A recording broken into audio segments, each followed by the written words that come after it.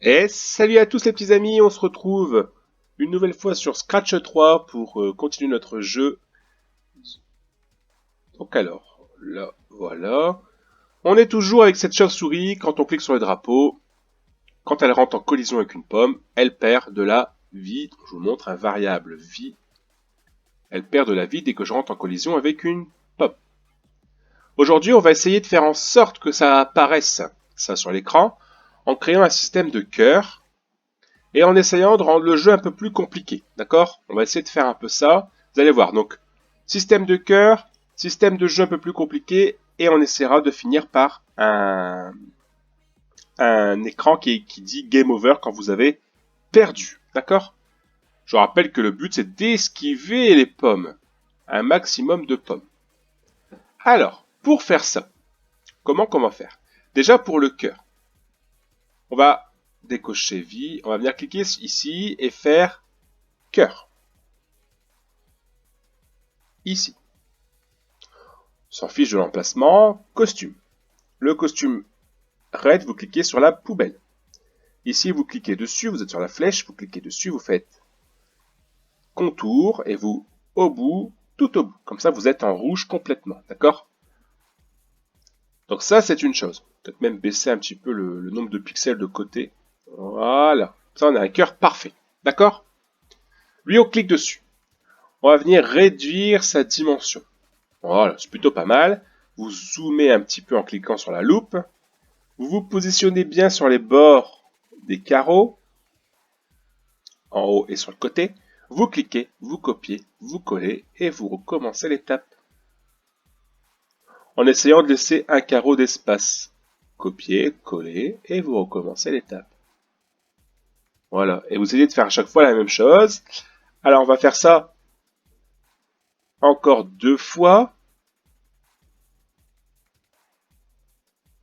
Hop. Voilà. Et la dernière fois, voilà. Alors essayez bien d'être bien positionné sur le bord.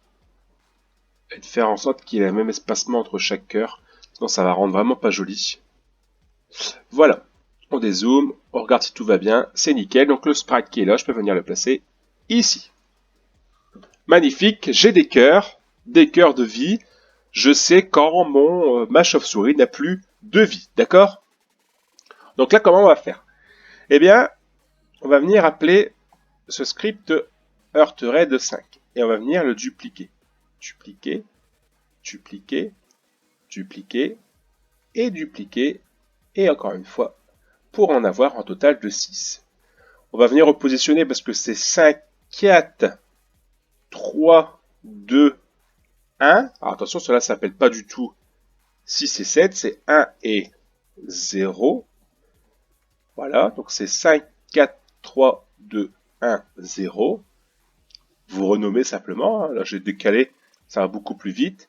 Et ensuite, qu'est-ce qu'on va faire? Sur le 2, on va supprimer un cœur. On clique dessus, on fait supprimer. Ici, on va supprimer 2 cœurs. Ici, on va supprimer 3 cœurs.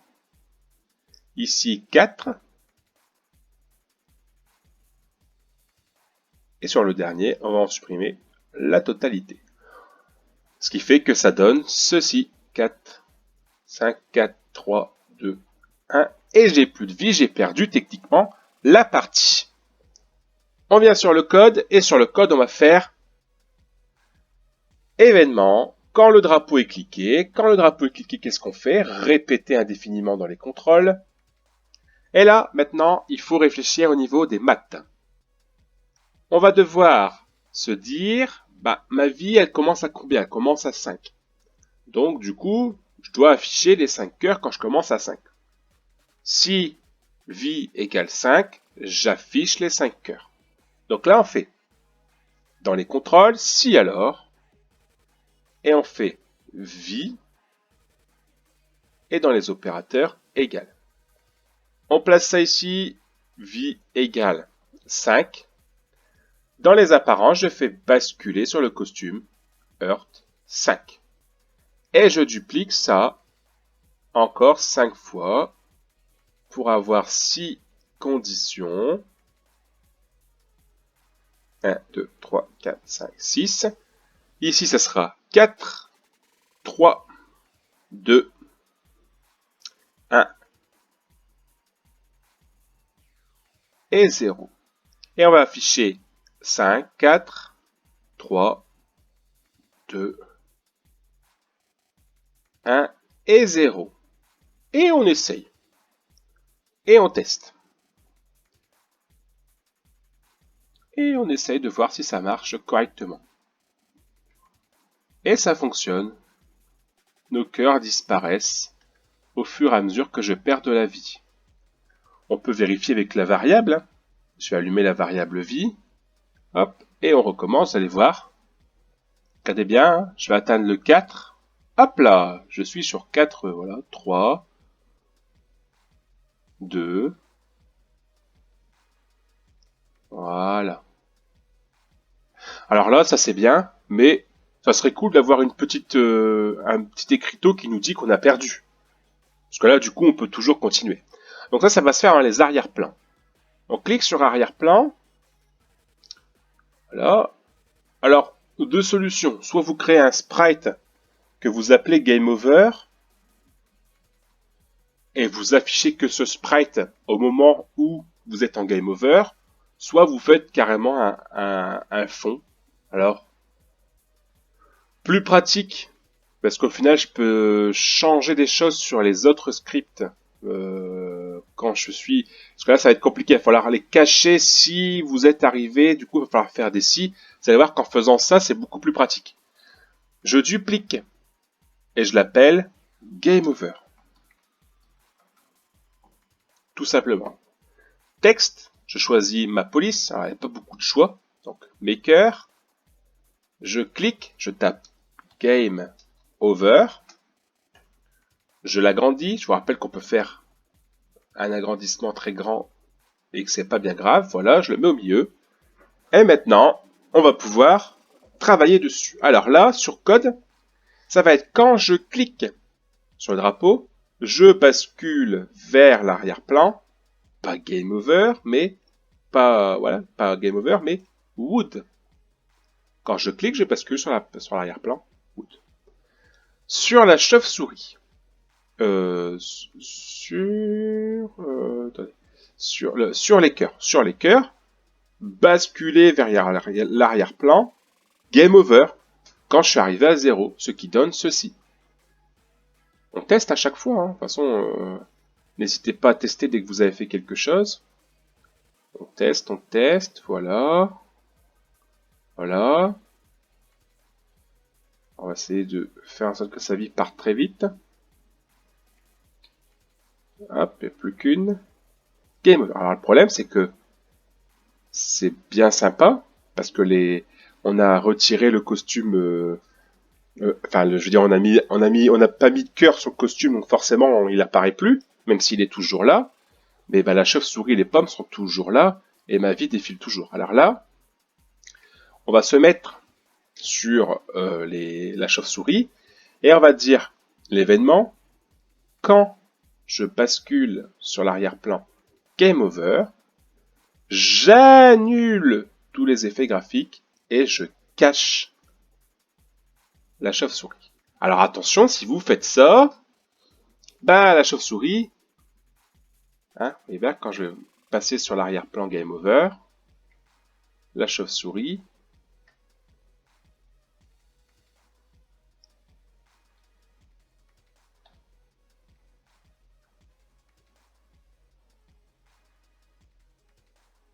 la chauve-souris, elle réapparaît pas.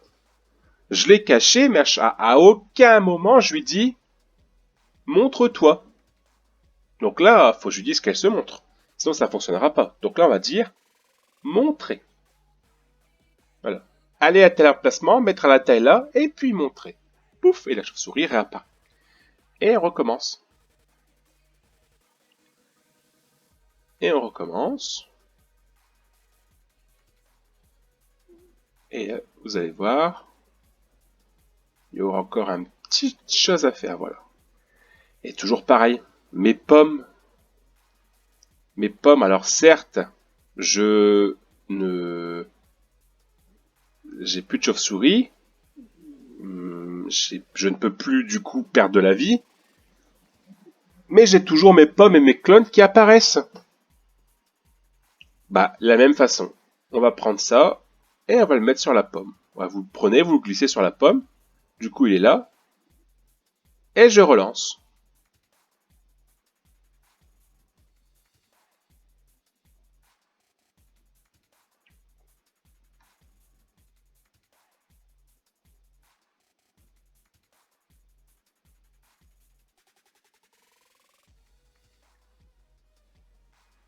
Et voilà.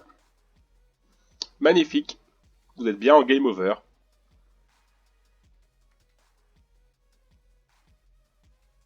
Alors, vous avez tout à fait le droit de cliquer ici. On va désafficher vie. On va afficher par contre compteur de pommes. Clic droit, grande lecture. On va le mettre ici en haut. Comme ça, vous avez votre score. Alors, je vous montre un petit peu ce que ça donne. En gros, le but, c'est d'esquiver les chauves-souris. Les pommes, d'accord? Donc elle se balade. Elle est un peu bloquée, elle peut pas aller plus loin. Et donc, du coup, bah, elle va devoir esquiver les pommes. Alors, pour le départ, ça va. Une pomme. Donc, c'est pas très compliqué.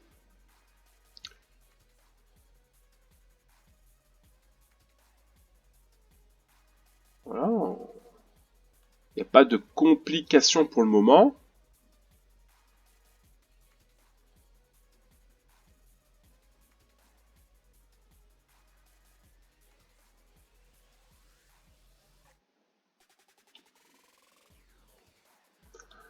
Alors, on va venir, vous voyez, vous avez votre score ici en haut, et on va venir un peu compliquer tout ça. Parce que là, c'est un peu trop simple. Dans le script de la pomme, qui est ici, on va venir faire en sorte de, comme on compte, vous voyez, on compte, on met à chaque fois touche, compteur de pommes, on le compte. Donc, on va venir faire en sorte que quand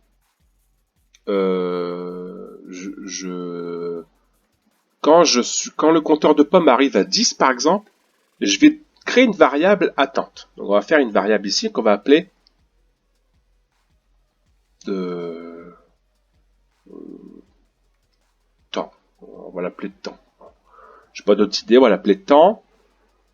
Et là, du coup, on va venir descendre le temps d'attente entre chaque pomme, arriver à 10, 20, 30, 40, 50, etc., etc. Donc on va venir fixer. Donc on va venir fixer, ici en bas, on va venir fixer le temps à 15. Ce qui est logique, et on le met ici. Or là, change rien. C'est toujours la même chose que tout à l'heure. Ça n'a pas changé beaucoup. Et maintenant, on va faire une condition. Alors, donc là, du coup, on va venir changer le temps. Donc, contrôle, événement. Quand je clique, répéter indéfiniment. Et on va faire des si. Donc, si, par exemple, si opérateur variable temps égale 10. Je vais mettre le temps, si le temps, c'est pas le temps que je veux faire, compteur de pommes est égal 10, je vais mettre le temps à moins 10. À 10. D'accord? J'ai retiré 5. C'est-à-dire que là, si j'active temps, vous allez voir. Voilà, donc on part à 15. Hein. Et vous allez voir que le temps d'attente va s'accélérer. Pour ajouter un tout petit peu de complexité à tout ça,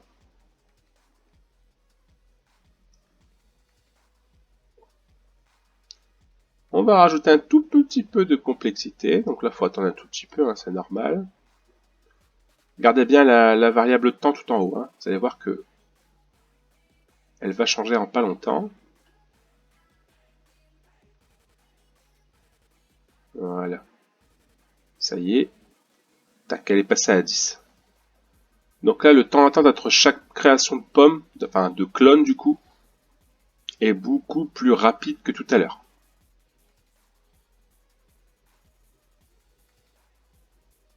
Du coup, ça rajoute une toute petite complexité là-dessus.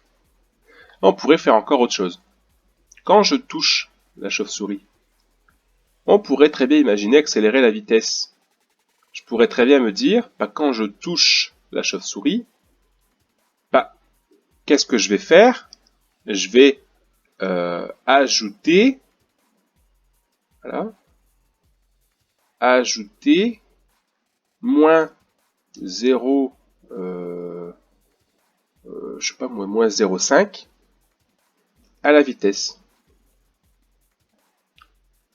Hop, comme ça, là, les pommes, elles tombent beaucoup plus vite. Voilà. Elles fusent beaucoup plus rapidement vers le bas. Et donc, elles réapparaissent beaucoup plus rapidement sur le haut.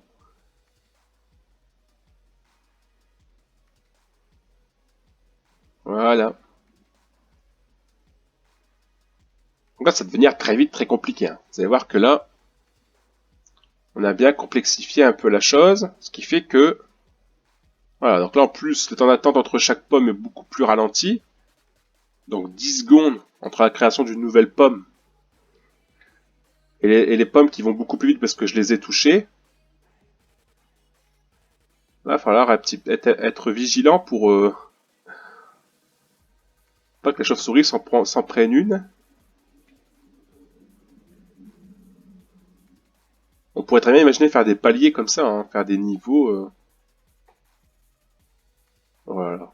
La vitesse, elle est folle. Oh là là là là.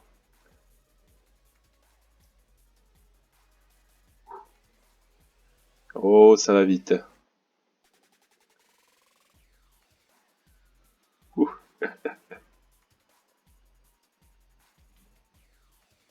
Ouais, vous pouvez vous amuser comme ça à essayer de faire des défis entre vous. D'ailleurs, si vous avez créé un jeu, n'hésitez pas à nous l'envoyer sur la boîte mail de l'association. Et j'ai perdu. Ah, vous voyez, là, le compteur de pommes s'arrête pas. Pourquoi? Parce que les scripts ne s'arrêtent pas. Vous voyez que là, ça s'est pas arrêté en fait. Pour bien, il faudrait vraiment faire... On fait simplement que cacher. Alors, c'est là où il faudrait peut-être utiliser le répéter jusqu'à ce que... Et en fait, ben, on répète simplement quand je suis sur le script, enfin l'arrière-plan qui s'appelle donc un opérateur qui dit égal, répéter jusqu'à ce que, bah du coup, voilà, c'est-à-dire, faudra mettre un nom, on n'aura pas le choix, un nom, c'est-à-dire que c'est plus égal au nom de l'arrière-plan. Voilà, et on met tout dedans. Alors ça marche pas bien avec le drapeau, ce truc, c'est assez bizarre. Voilà, donc là voilà, le drapeau est cliqué, c'est parti. Donc le temps qu'on est sur Wood, le script marche.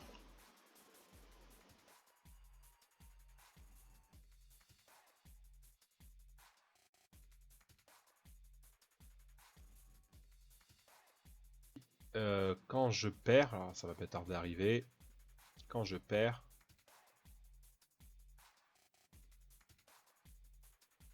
hop, voilà.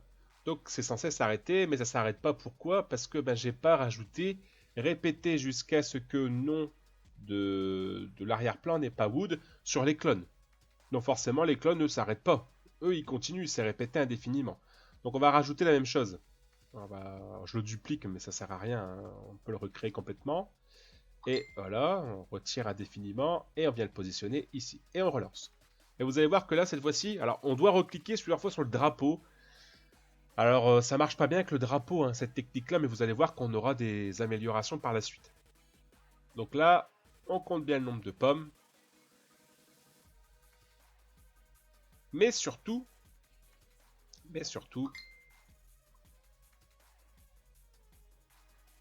ça s'arrête quand on a perdu.